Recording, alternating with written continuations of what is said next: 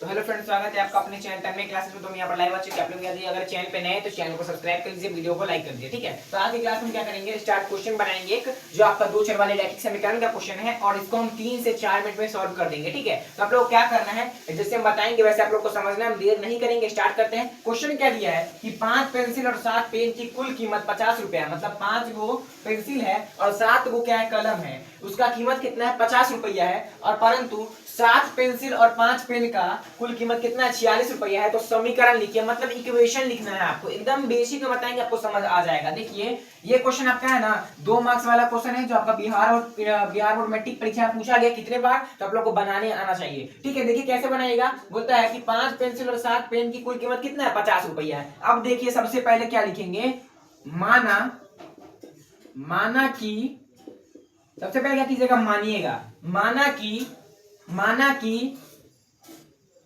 Pencil नहीं, ऐसे लिखिएगा, माना कि एक पेंसिल का दाम x रुपया है। कैसे बनाइएगा, पहले मानिएगा पेंसिल के दाम को x रुपया, कलम के दाम को y रुपया। देखिए कैसे कीजिएगा, और यहां में लिखिएगा माना कि 7 और माना कि एक पेन की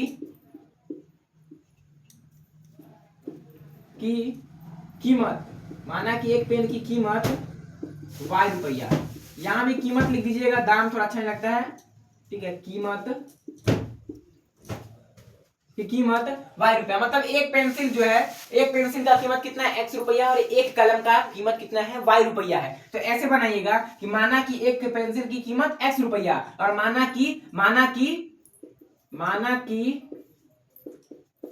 एक पेन की कीमत y रुपया। इतना क्लियर हो गया। मतलब क्या माने कि 5 पेंसिल और 7 पेन की कुल कीमत कितना 50 रुपया है, परंतु 7 पेंसिल और 5 पेन की कुल कीमत 46 रुपया है। तो समीकरण लिखिए, एकदम इजी वे में समझ आ जाएगा आपको। देखिए कैसे समझिएगा, ये मान लिया कि एक पेंसिल का दाम x रुपया और एक कलम का दाम y रुपया। अब देखिए इक्वेशन लिखेंगे, हम माने कि इसको पेंसिल को x माने है ना, तो क्या करेंगे, यहाँ इक्वेशन लिखेंगे, समीकरण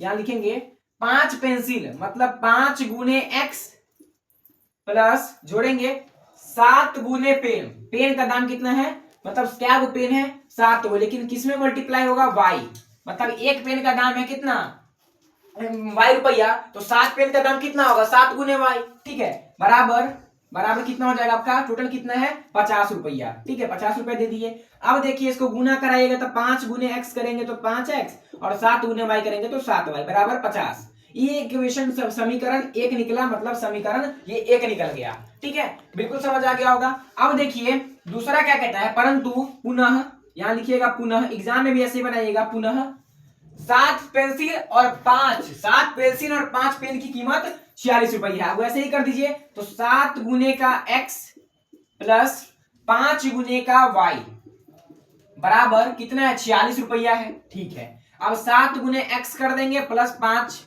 गुने y मतलब 5y बराबर 46। अब ये समीकरण निकल गया आपका दूसरा। लेकिन इक्वेशन में इतना ही बोलता है, मतलब इस क्वेश्चन में इतना ही बोलता है कि समीकरण लिख के छोड़ दीजिए। तो समीकरण आपका एक ये आ गया और एक ये आ गया, यहीं तक इसका आंसर है। लेकिन अब लोग इसको सॉल्व कैसे कीजिएगा, हम इसका सॉल्व करने का तरीका बता देते हैं। आंसर आपका यहीं तक है, लेकिन आप लोग सॉल्व कैसे कीजिएगा ये देख लीजिए, बिल्कुल जल्दी जल्दी बता देंगे, समझ भी आ जाएगा आप लोगों को, टाइम बर्बाद नहीं होगा। ये लिख लिए। अब क्या कीजिएगा कि दोनों को पहले बराबर कीजिएगा। क्या कीजिएगा, समीकरण 1 और 2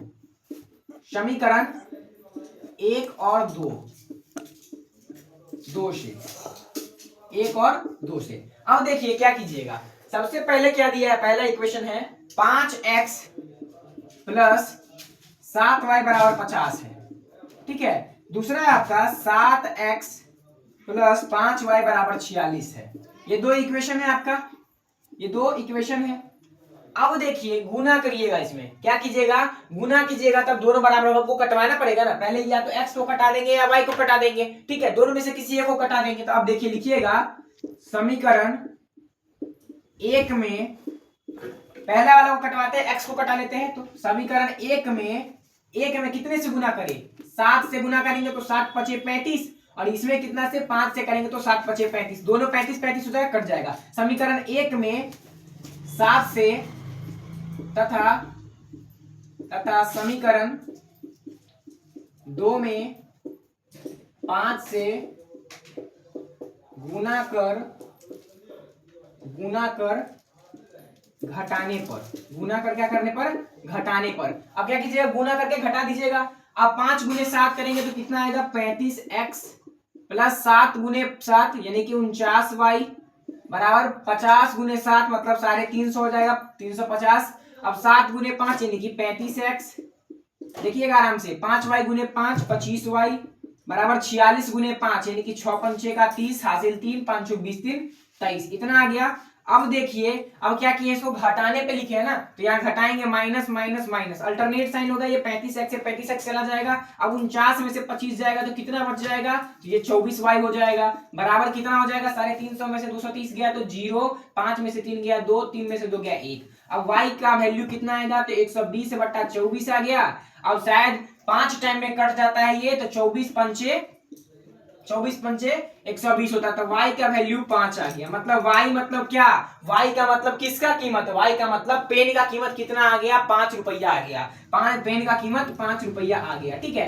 अब क्या करेंगे कि समीकरण जो निकला है ना y का मान, उस y का मान को किसी एक समीकरण में डाल देंगे जिससे मेरा वैल्यू आ जाएगा, ठीक है। तो देखिए अब क्या लिखिएगा, समीकरण 1 में y का मान रखने पर, समीकरण 1 में y का मान रखने पर, ठीक है। तो समीकरण 1 में y का मान रख देंगे। अब देखिए समीकरण 1 क्या है हमारा, समीकरण 1 है हमारा 5x plus 7y, 5x plus 7y बराबर 50 है समीकरण आपका 1।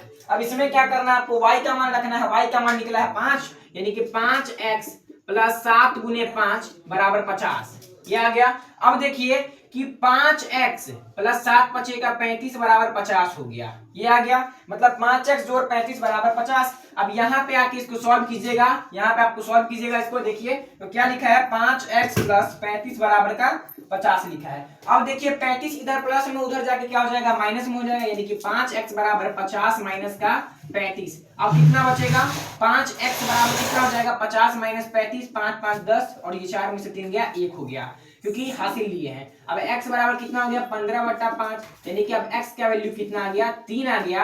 अब x का वैल्यू 3 आ गया और x का मतलब क्या हुआ, तो x का मतलब हो गया किसका दाम, x का मतलब हो गया पेंसिल का दाम। ये हो गया आपका पेंसिल का दाम, यानी कि आपका जो आंसर होगा वो होगा क्या, पेंसिल कितना रुपया का होगा, तो पेंसिल आपका होगा 3 रुपया का, और आपका जो पेन होगा उसका दाम कितना होगा, तो उसका दाम होगा 5 रुपया। देखिए यही एग्जाम में पूछता है क्वेश्चन, और ये क्वेश्चन आपके 2 नंबर में पूछे जाते हैं, कभी कभी 5 नंबर में पूछ लेते हैं, लेकिन 2 नंबर में पूछे जाते हैं। और ठीक है, जब इक्वेशन लिख के छोड़ने के लिए बोलेगा तो आप इतना ही लिख के छोड़ सकते हैं। इस क्वेश्चन में इतना ही लिखना था, लेकिन हम पूरा सॉल्व करके इसलिए बताएं क्योंकि आप लोगों को दिक्कत ना हो, समझ में आ जाए, ठीक है। तो देखिए एकदम छोटा छोटा वे में तोड़ तोड़ के आपको समझाएंगे। अगर जिन लोग को समझ अभी भी नहीं आया होगा ना तो कमेंट कर दीजिएगा, आप लोग को बता देंगे, और जिन लोग को समझ आ गया होगा तो प्लीज एक कमेंट कर दीजिएगा। आप लोग की एक कमेंट करने से हमें ये समझ आएगा कि आप लोग को समझ आया है या नहीं। एक कमेंट करने में कितना टाइम ही लगेगा आप लोग को, ठीक है। तब तक के लिए टेक केयर, बाय, मिलते हैं आपसे किसी नेक्स्ट वीडियो में, तब तक अपना ख्याल रखिए।